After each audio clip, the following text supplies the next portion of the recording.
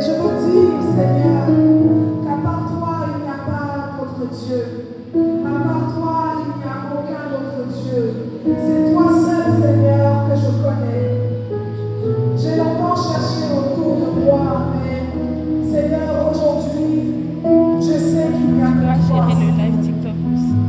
Il n'y a que toi, Seigneur Dieu. À part toi, il n'y a pas d'autre. Est-ce que tu peux attraper ce téléphone-là et mettre celui-là ici?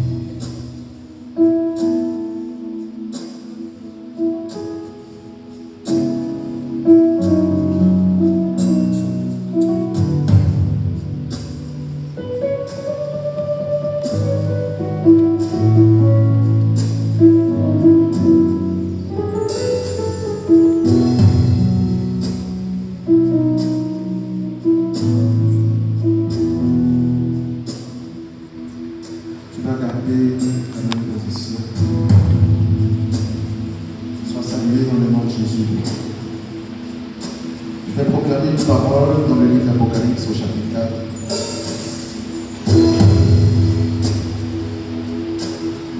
J'ai ensuite une vision.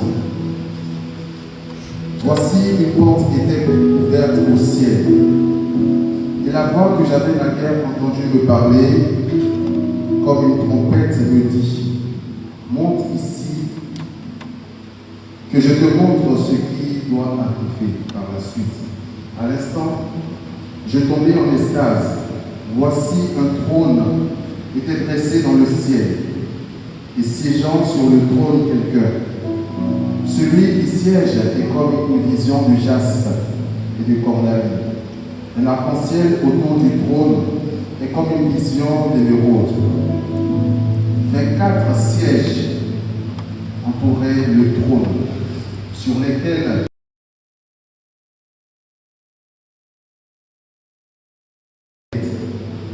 du trône partent des éclairs, des voix et des tonnerres. Et 7 lampes de feu brillent devant lui, et cet esprit de Dieu. Devant le trône, on dirait une main transparente, autour comme du cristal. Au milieu du trône et tout autour de lui se tiennent 4 vivants, constellés Dieu par devant et par derrière. Il ne cesse de répéter jour et nuit: Saint, Saint, Saint, Seigneur Dieu, Maître de tout. Il était, il est et il vient. Et chaque fois que les vivants offrent gloire, honneur et action de grâce à celui qui siège sur le trône et qui vit dans les siècles des siècles, les 24 vieillards se prosternent devant celui qui siège sur le trône pour adorer celui qui vit dans les siècles des siècles. Ils lancent leur couronne devant le trône en disant: Tu es digne, ô Seigneur, et notre Dieu, de recevoir la gloire, l'honneur et la puissance, car c'est toi qui créas l'univers. Par ta volonté, il n'était pas et fut créé. Tu es digne de prendre le livre et d'en ouvrir les sceaux, car tu fus égorgé et tu rachetas pour Dieu au prix de ton sang des hommes de toute race, langue, peuple et nation. Tu as fait d'eux pour notre Dieu une royauté de prêtres régnant sur la terre. Et ma vision se poursuivit. J'entendis la voix d'une multitude d'anges rassemblés autour du trône, des vivants et des vieillards. Ils se comptaient par myriades de myriades et par milliers de milliers, et criaient à pleine voix: Digne est l'agneau égorgé de recevoir la puissance, la richesse, la sagesse, la force, l'honneur, la gloire et la louange. Et toute créature dans le ciel et sur la terre et sous la terre et sur la mer, l'univers entier, je l'entendis s'écrier à celui qui siège sur le trône, ainsi qu'à l'agneau, la louange, l'honneur, la gloire et la puissance dans les siècles des siècles. Est-ce que tu peux joindre ta voix à celle des anges ce soir pour proclamer la seigneurie du roi des rois, celui qui règne à tout jamais, l'alpha et l'oméga. Il n'y a pas son comparable sur la terre comme dans les cieux, et nul ne peut se faire son égal. Il a vaincu la mort, il est ressuscité. Jésus, le roi des rois, toute la création proclame sa seigneurie. Toute la création confesse qu'il est Seigneur et Sauveur. Et devant lui, tout genou fléchit dans les cieux, sur la terre et sous la terre. Et toute langue proclame que Jésus est Seigneur. Je ne te parle pas d'un homme ordinaire. Je te parle de celui qui siège sur le trône et de l'agneau immolé. Je te parle de celui qui a vaincu la mort. Je te parle de celui qui a autorité, le seul et l'unique, le oui et l'amen. Est-ce que tu peux commencer à élever la gloire et glorifier le nom de Jésus? Je veux entendre des acclamations à celui qui siège sur le trône. Est-ce que tu peux proclamer ta seigneurie? Que ta bouche confesse qu'il est Seigneur et Sauveur. Que ta bouche confesse Seigneur et Sauveur. Gloire à toi, Seigneur Jésus. Louange à toi, Seigneur Jésus. Tu règnes à tout jamais. Dieu ne règne pas parce que tu l'acclames. Sans tes acclamations, il règne à tout jamais. Il mérite tes acclamations. Il mérite nos acclamations. Non pas parce qu'il fait des choses pour nous, parce qu'il est le seul. Il n'y a aucun autre Dieu à part lui. Élève tes acclamations devant le roi des rois. Et devant son trône, sonne et donne ta louange, ton adoration. On peut le faire toute la vie si le faut. Mais il faut que tu acclames le Seigneur. Parce qu'il n'y a aucun autre Dieu à part lui.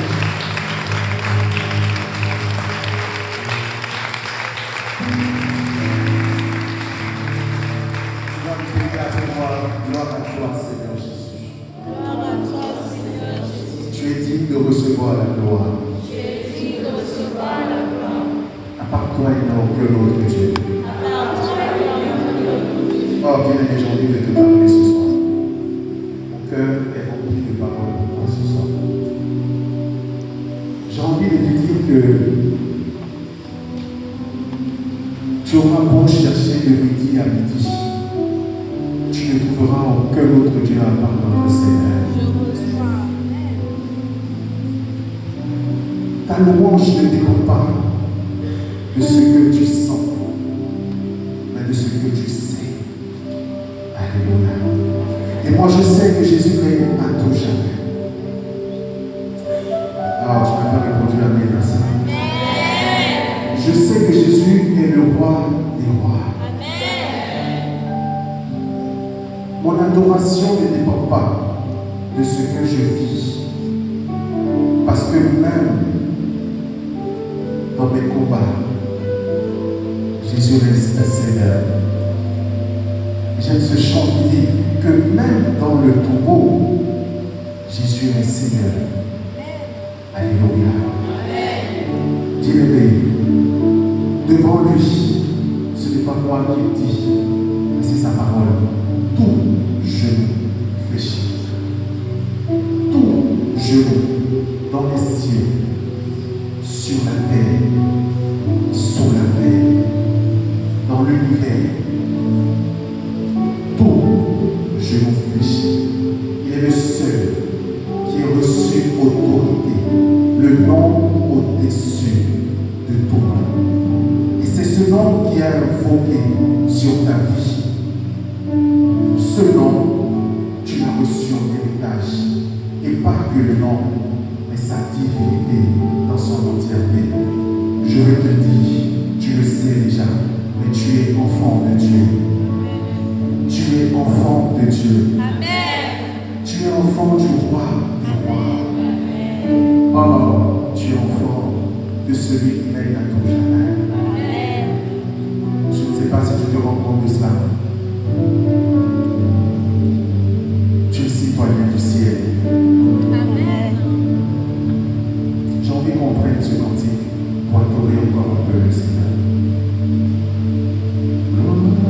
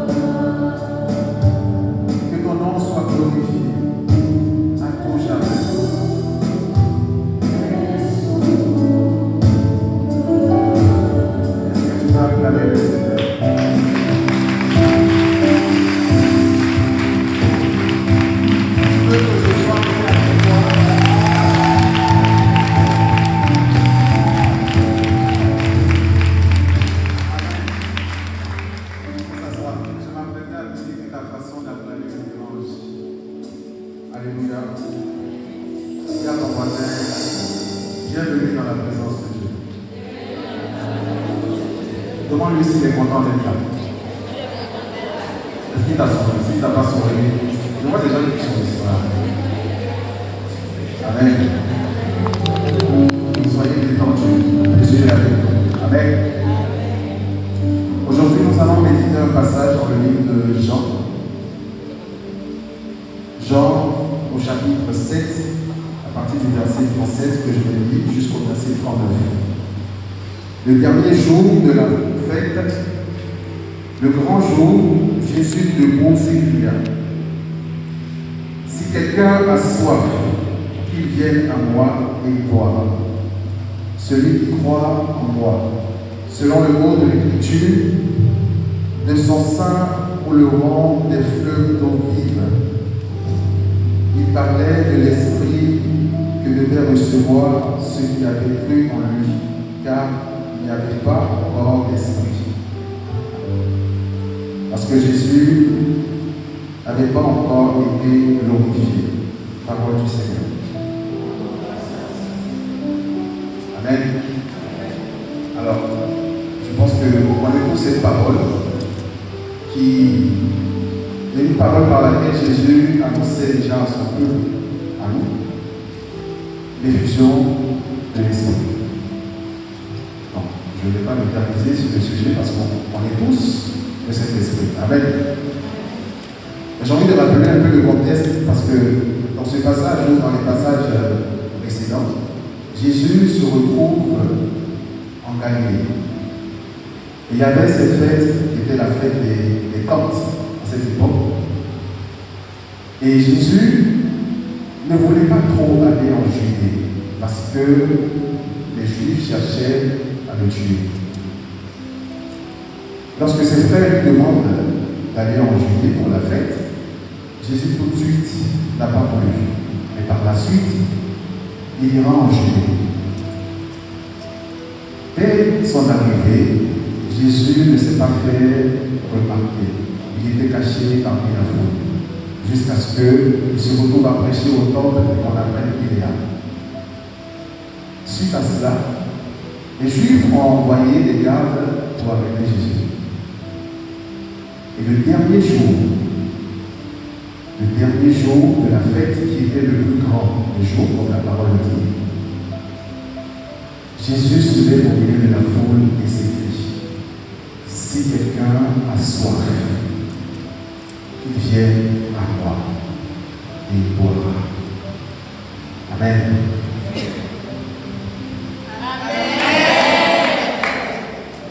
Il ajoute, comme le dit le mot de l'Écriture, de son sein couleront des fleuves d'eau vive. Amen. Amen. Alors, ces fleuves d'eau vive, on le sait, il s'agit du Saint-Esprit. Mais il y a une chose qu'il faut remarquer. C'est que, à cette époque, c'était une promesse.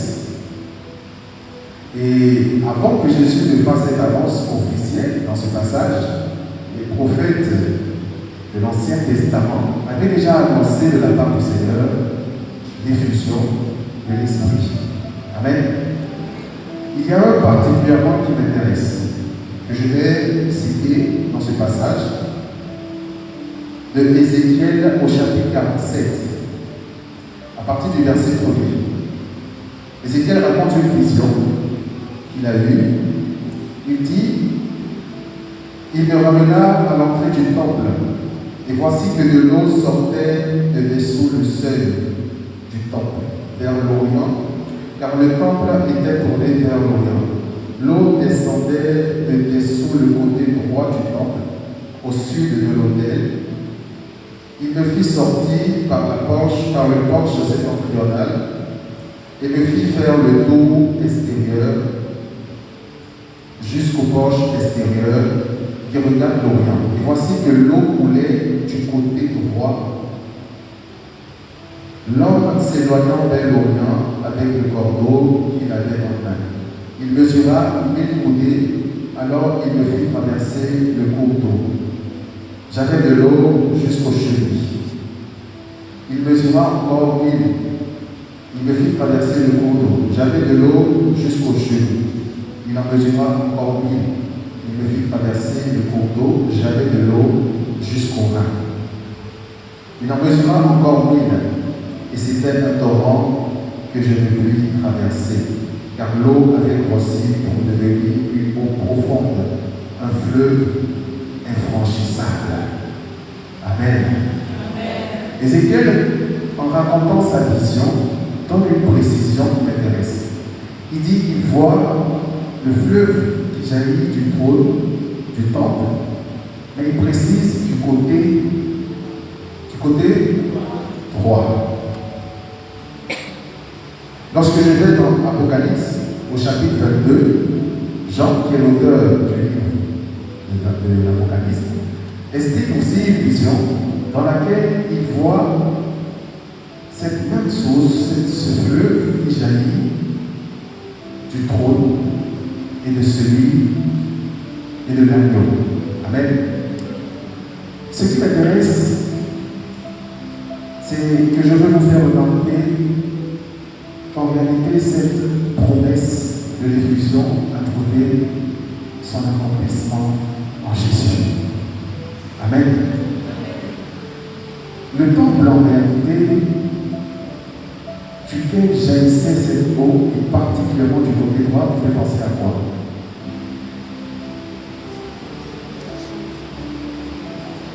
Oui, à quoi?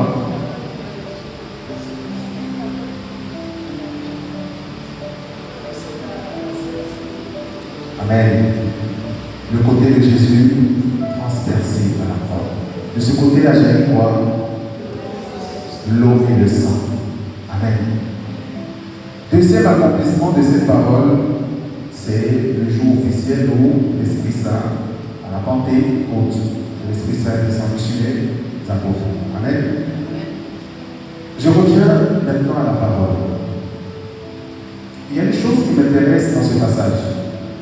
C'est que quand je prends le contexte tel que je l'expliquais tout à l'heure, Jésus ne voulait pas aller en Judée, le fait que les Juifs cherchaient à le tuer, qu'il se retrouve au milieu du peuple, il attend le dernier jour, le jour le plus important, pour déclarer, faire cette déclaration, celui qui a soif, qui vient à moi, et il boira. En méditant, je me suis rendu compte qu'en réalité, le premier qui est véritablement soif, en réalité, c'est Jésus. Amen. Jésus a soif. D'ailleurs, il a exprimé à la croix, j'ai soif. Lorsqu'il fait la rencontre de la femme samaritaine au bord du puits, il était fatigué, il s'est assis. Et quand il a vu la femme, qu'est-ce qu'il a fait? Il lui a demandé de l'eau. Et après, il dit à cette femme, si tu savais le nom de Dieu, celui qui te demande de l'eau, c'est toi qui l'aurais prié et qui aurais donné de l'eau vive. Amen. Jésus a soif, mais de quoi? De quoi Jésus a soif? Bien-aimé. Jésus a soif de toi. Donne-moi une amen. Amen. Jésus a soif de toi, de ton cœur. Quand je dis toi, je ne parle pas de ta beauté, de ton éloquence, mais je parle de ton cœur. Il a soif de ton cœur. Jésus a soif d'habiter dans ton cœur. Il a soif de te sortir de cette peur permanente dans laquelle tu te trouves. Il a soif de te donner la paix, de te donner la joie. Il a soif de recoller ton cœur brisé en mille morceaux à cause des épreuves, des difficultés. Il a soif de reconstruire ta vie. Jésus a soif de deux.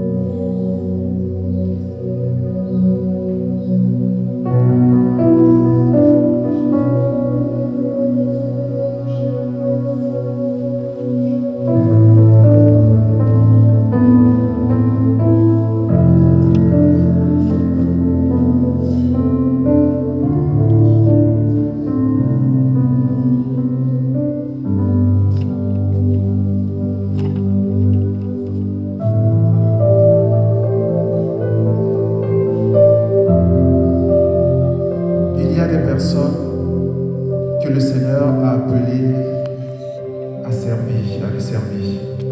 Tu sais que Dieu t'a appelé à le servir.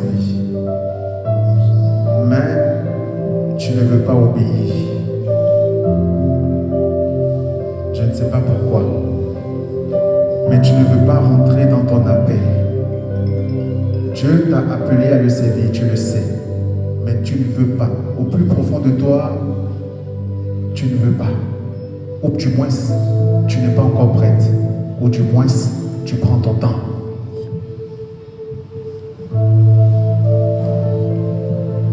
Dieu veut que tu répondes à son appel. Dieu veut que tu répondes à son appel. Il y a quelque chose au niveau de ta mentalité, je ne sais pas ce que c'est. C'est ce qui t'empêche de rentrer dans cet appel. Tu vas poser une main sur ta tête, de là où tu te trouves.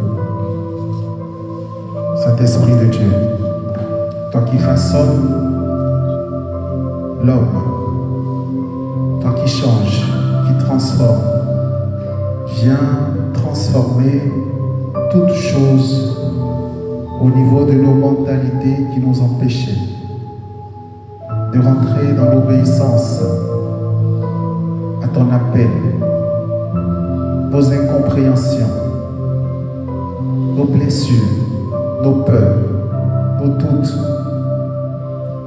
que par la puissance de ton esprit, toutes choses soient recréées ce soir dans nos vies, afin que nous puissions répondre favorablement à ces plans, projets de bonheur que tu as établis pour chacun d'entre nous. Il y a beaucoup de consolation que le Seigneur est en train d'opérer, beaucoup de cœurs blessés que Dieu veut réparer et que Dieu répare en ce moment.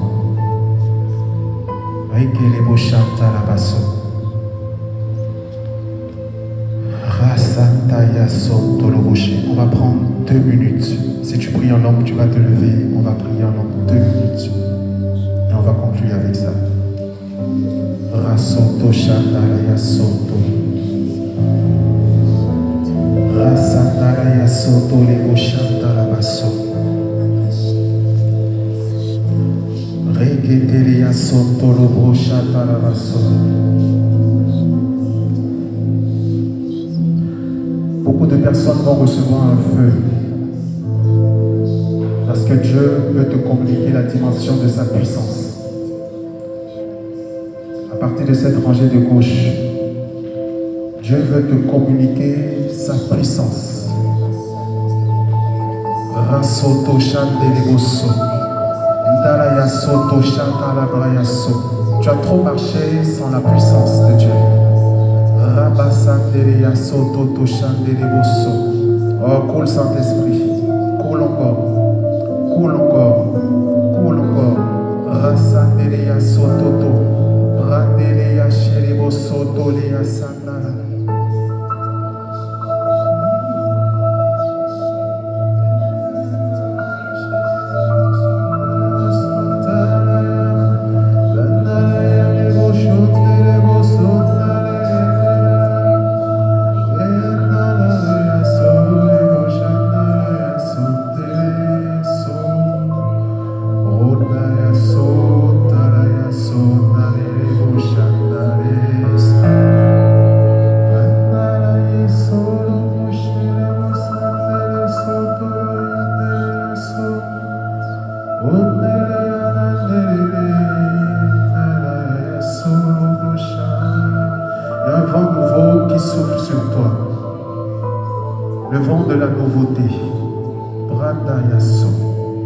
Beaucoup de choses vont changer dans ta vie parce que le Saint-Esprit apporte la nouveauté. Rasoto Shandaraso.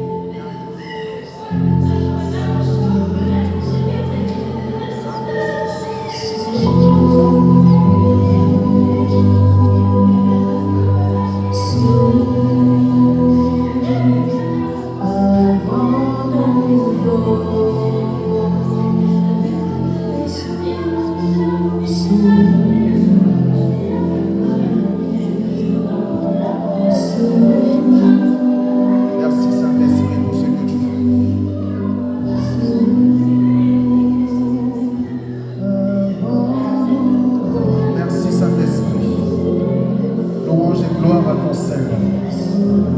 Louange et gloire à ton Saint-Nom. Louange et gloire à ton Saint-Nom. Esprit de Dieu, Esprit de feu, Esprit de grâce, Esprit de force, de sagesse, d'intelligence.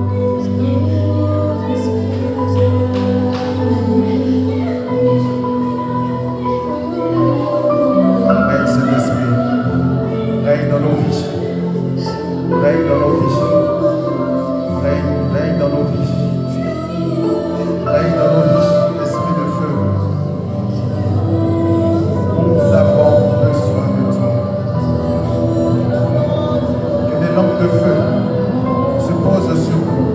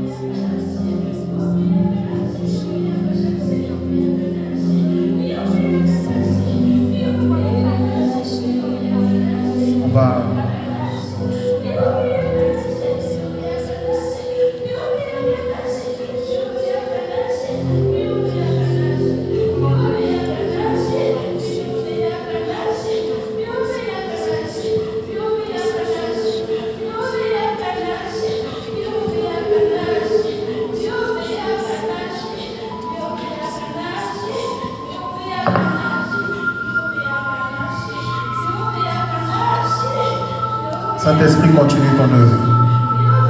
De là où tu te trouves.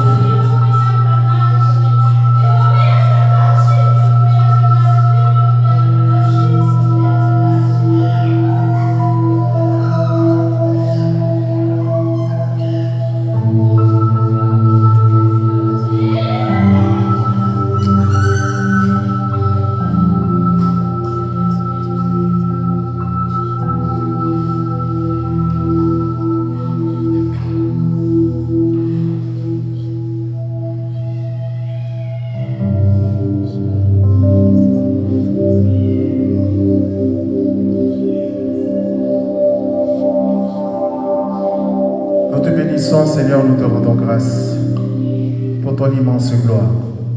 Merci pour ta présence au milieu de nous. Merci pour ce que tu fais. Merci pour nos vies qui sont touchées par toi.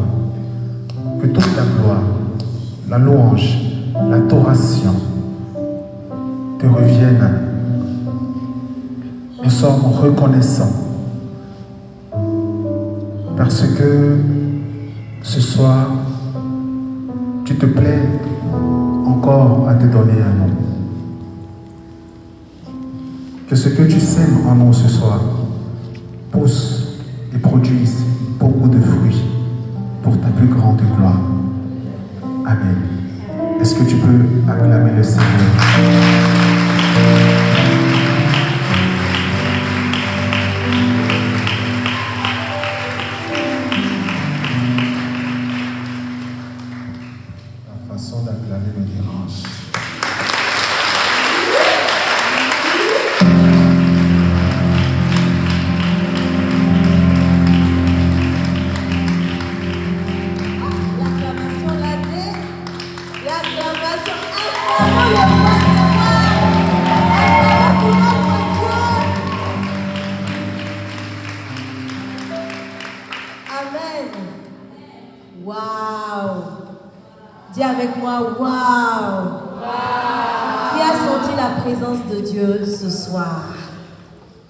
Qui sent qu'il a été béni, touché, restauré, qui sent que le Saint-Esprit est réellement venu s'installer, que le Saint-Esprit l'a abreuvé parce qu'il avait soif.